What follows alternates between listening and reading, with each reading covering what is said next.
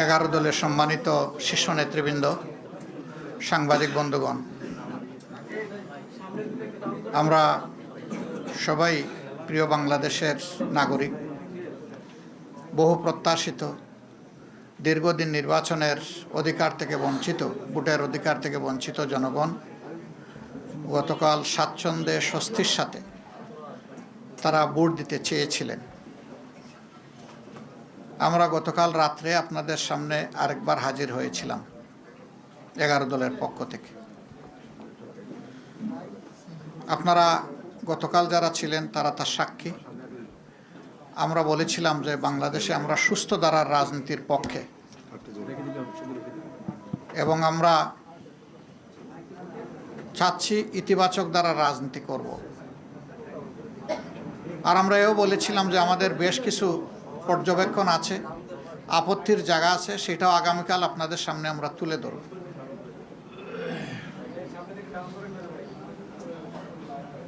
নির্বাচন মানে হার জিতের ব্যাপার থাকবে, স্বাভাবিক। সেই হার জিতটা যদি স্বাভাবিকভাবে হয় তাহলে কারো সেখানে বড় কোনো আপত্তি থাকে না, সবাই সাধারণত মেনে নেয়। কিন্তু যদি সেখানে বড় ধরনের কোনো বৈষম্য অথবা ইরেগুলারিটিস হয়ে থাকে, অনিয়ম হয়ে থাকে, তাহলে স্বাভাবিকভাবেই এটা প্রশ্ন তৈরি করে। আমরা আমাদের পক্ষ থেকে গতকাল এই ইতিবাচক দৃষ্টিভঙ্গি জানানোর পরেও আপনারা লক্ষ্য করেছেন নিশ্চয়ই, আজকে বাংলাদেশের বিভিন্ন জায়গায় 11 দলীয় নির্বাচনী অক্ষের কর্মী, সমর্থক, এজেন্ট, ভোটার বিভিন্ন জায়গায় বাড়িতে বাড়িতে হামলা হচ্ছে, ব্যক্তির উপর হামলা হচ্ছে, আগুন ধরিয়ে দেওয়া হচ্ছে বাড়িতে। এটা তো ফেসিবাদী তৎপরতা, যে ফেসিবাদের ধ্বংসস্তূপের উপর জাতির জন্য খুবই দুর্ভাগ্যজনক এবং এর সম্পূর্ণ দায় তাদেরকে নিতে হবে যারা এই ধরনের অপকর্মে লিপ্ত হবেন। আমরা চাইলেও যদি তারা ইতিবাচক দ্বারা রাজনীতি না চান, তাহলে আমরা জোর করে ইতিবাচক রাজনীতি করতে পারবো না। নির্বাচনে যারা সংখ্যাগরিষ্ঠ আসন পেয়েছেন, যেভাবেই পেয়ে থাকুন, এ ব্যাপারে আমাদের যথেষ্ট অবজারভেশন, আপত্তি আছে। দায় মূলত তাদেরকেই নিতে হবে। দেশে শান্তি শৃঙ্খলা রক্ষা করা হবে যদি তারা সরকার গঠন করেন, এটা তাদের দায়িত্ব। কিন্তু এখন এইগুলা কিসের আলামত? এখন এইগুলা বন্ধ করতে হবে। এখনো যদি বন্ধ করা না হয়, আমরা বাধ্য হব যে কোনো সিদ্ধান্ত নিতে। এবং আমরা নিরীহ দেশবাসী যারা ভালোবেসে একটা পরিবর্তনের পক্ষে গণভোটে হা বলেছেন এবং আমাদেরকে ভোট দিয়েছেন, সহযোগিতা সমর্থন করেছেন, আমরা তাদেরকে বলতে চাই, আপনারা যেমন আমাদের সাথে ছিলেন, আগেও আমরা আপনাদের সাথে ছিলাম, আজকে থেকে আরও শক্তভাবে আমরা আপনাদের সাথে থাকব ইনশাআল্লাহ।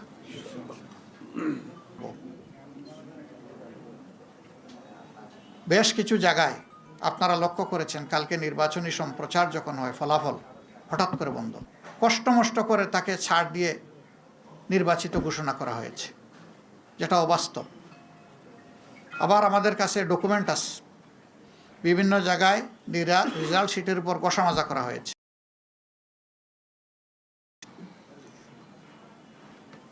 কিছু কিছু আসনে দ্বৈত নীতি অবলম্বন করা হয়েছে। নাসিরউদ্দিন পাটোয়ারির আসনের ব্যাপার আপনারা সবাই জানেন, এটা আমাকে বড় করে আর বলতে হবে না। সেখানে কি হয়েছে?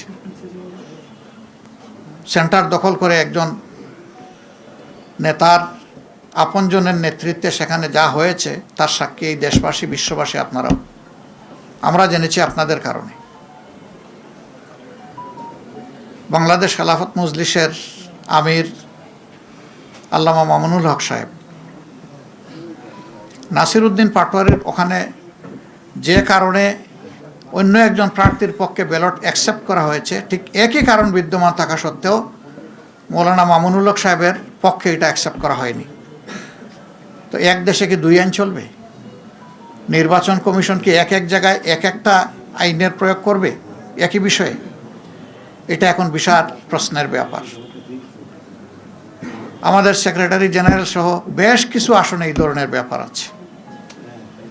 স্ব আসনে যাদের উপরে এই অন্যায় আচরণ করা হয়েছে, যাদের অধিকার জোর করে কেড়ে নেওয়া হয়েছে, আমাদের সিদ্ধান্ত তারা প্রতিকার চাইবেন।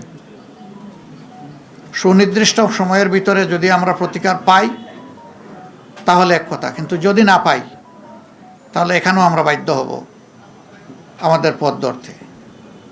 আমরা আশা করব নির্বাচন কমিশন শুভবুদ্ধির উদয় হবে এবং তারা ন্যায় ইনসাফ করবেন। না করলে দায় তাদেরকে নিতে হবে।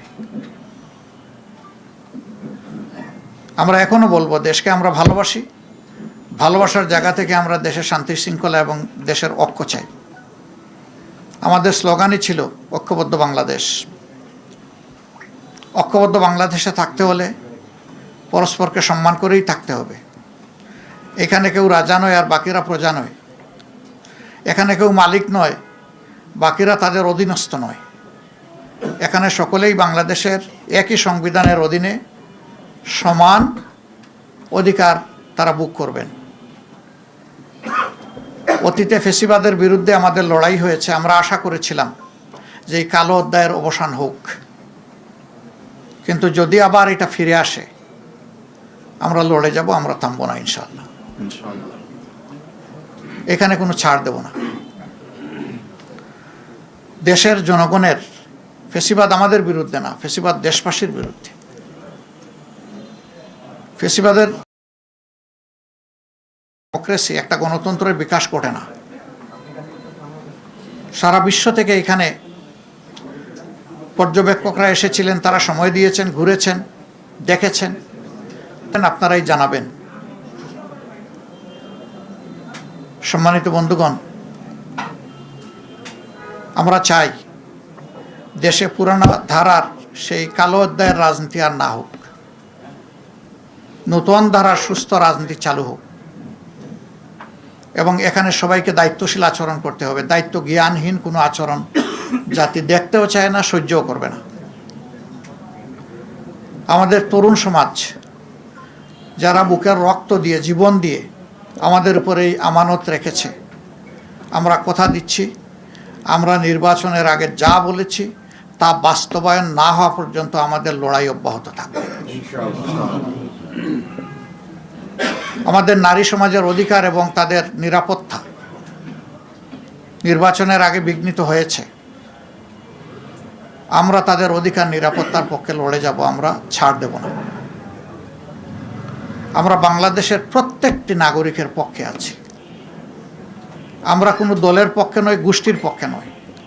আমাদের অবস্থান আপামর জনগণের পক্ষে। এই জায়গা থেকে চুল পরিমাণ সরার আমাদের কোনো সুযোগ নেই। দেশবাসী আমাদের ইন্টেনশন দেখেছেন। আমরা গতকালকেই বলেছিলাম, আমাদের ভদ্রতাকে, ইতিবাচক দৃষ্টিভঙ্গিকে কেউ যদি দুর্বলতা মনে করেন, তারা নিজের উপরে জুলুম করবেন। এটা আমাদের দুর্বলতা নয়, এটা ছিল আমাদের উদারতা। উদারতাকে দুর্বলতা মনে করলে বিপত্তি তাদের জন্যই ঘটবে যারা মনে করবে। আমরা বিনয়ের সাথে বলবো, এ সমস্ত অপকর্ম এখন বন্ধ করুন, এখন, রাইট না। আমরা আপনাদের সদিচ্ছা দেখতে চাই। নিশ্চয়ই আপনাদের নেতৃত্ব আছে, কমান্ড আছে, আমরা তার বাস্তবায়ন দেখতে চাই।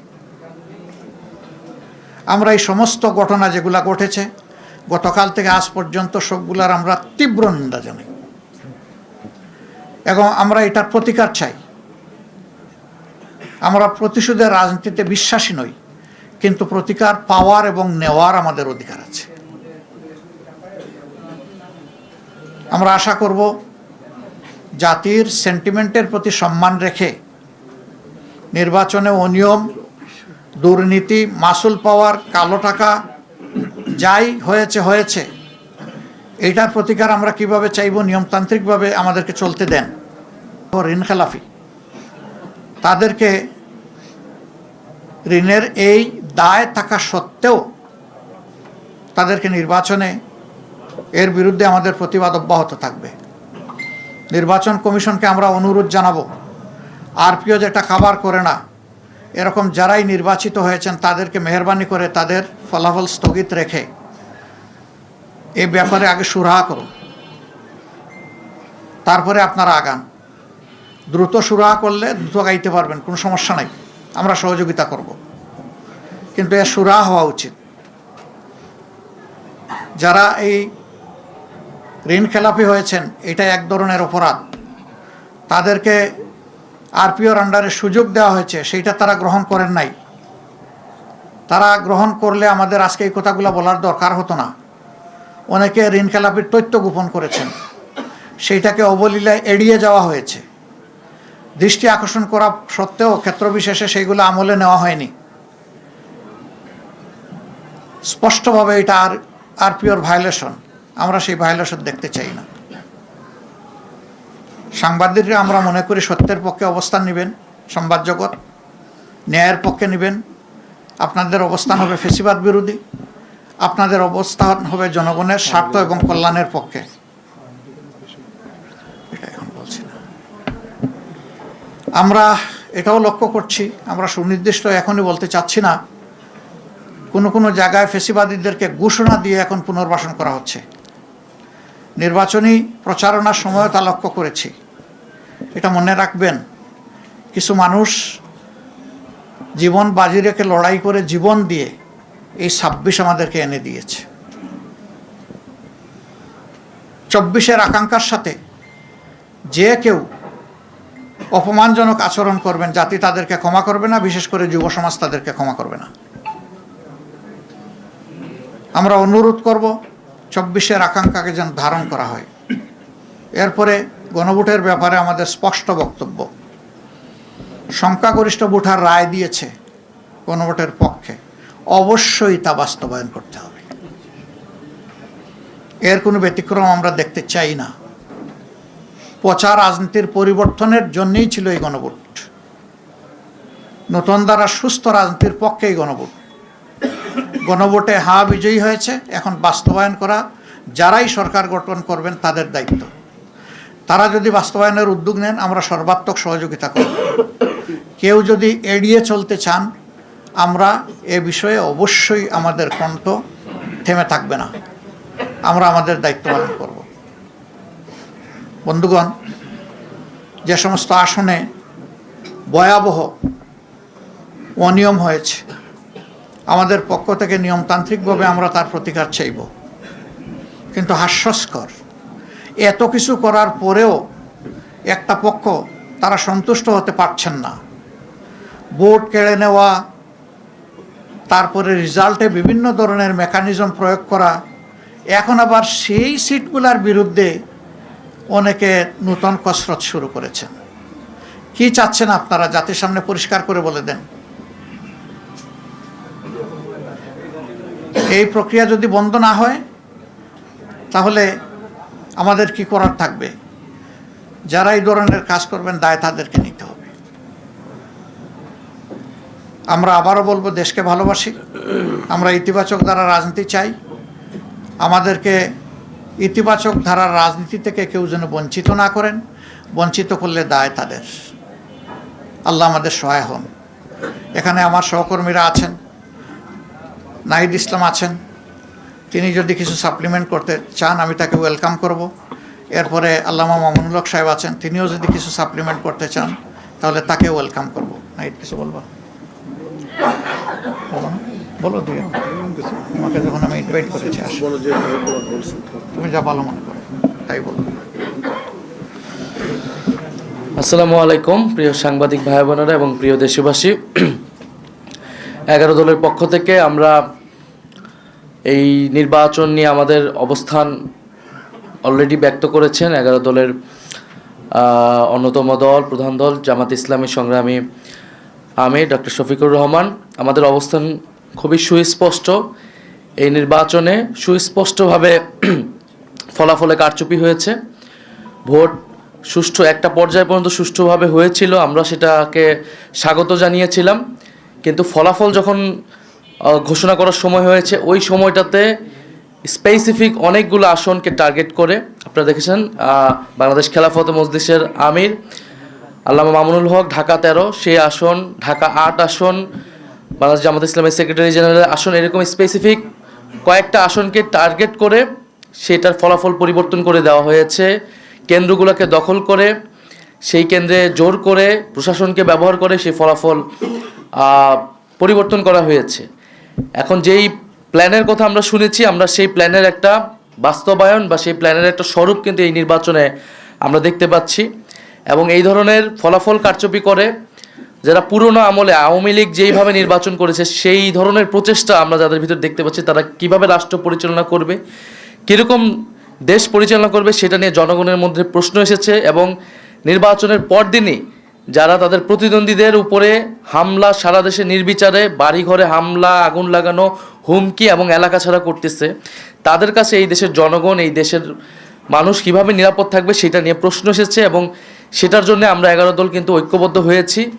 এবং ডক্টর শফিকুর রহমান বলেছেন স্পষ্টভাবে যে এটার জন্য রাজপথে নামার প্রয়োজন হলে আমরা সেটার প্রস্তুতি নিচ্ছি, কারণ এই দেশের মানুষকে যারা 11 দলের পক্ষে নির্বাচনে কাজ করেছে, নেতাকর্মী সমর্থক, তাদেরকে হেফাজত করা, তাদেরকে রক্ষা করার দায়িত্ব আমাদের। আরেকটি কথা আমি বলতে চাই, আমরা জনগণকে অভিবাদন জানাই যে জনগণ এত প্রতিকূলতার মধ্যেও 11 দলের পক্ষে ভোট দিয়েছেন, 11 দলের পক্ষে বিজয়ী হয়েছেন। অনেকেই অনেক কারচুপি করে তাদের বিজয় আটকানো যায়নি। আপনারা দেখবেন যে গণভোটে কত পার্সেন্ট ভোট পড়েছে, 60% ভোট পড়েছে, 60+ ভোট পড়েছে।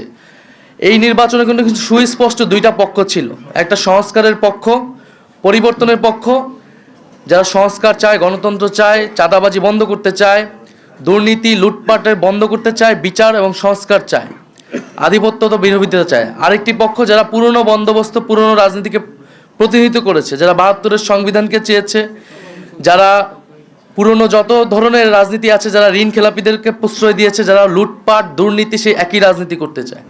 ফলে জনগণ ব্যাপকভাবে যেই 60%-এর বেশি, 60+ সংস্কারের পক্ষে তারা ভোট দিয়েছে, সেই একই জনগণ কিন্তু 11 দলের পক্ষেও ভোট দিয়েছে। কিন্তু শেষ মুহূর্তে এই 10%-এর মতো ভোট কিন্তু কারচুপি করা হয়েছে, ফলাফলে কারচুপি করা হয়েছে। নাহলে এই পুরা ভোটটাই 11 দলের পক্ষেই আসতো। শেষ মুহূর্তে 11 দলের অনেক গুরুত্বপূর্ণ নেতাকে এবং প্রার্থীকে হারিয়ে দিয়ে ক্ষমতা নিয়ে নেওয়ার চেষ্টা করেছে। এবং আমরা নির্বাচন কমিশনে সেটা সুস্পষ্টভাবে এই অভিযোগ জানানো হবে, প্রার্থীরা জানাবে যাদের, এবং নির্বাচন কমিশন সেখানে কি ভূমিকা পালন করতেছে, তাদের অবস্থান কি, এর উপর নির্ভর করবে আমাদের নির্বাচন নিয়ে চূড়ান্ত অবস্থান। ধন্যবাদ সবাইকে। জি,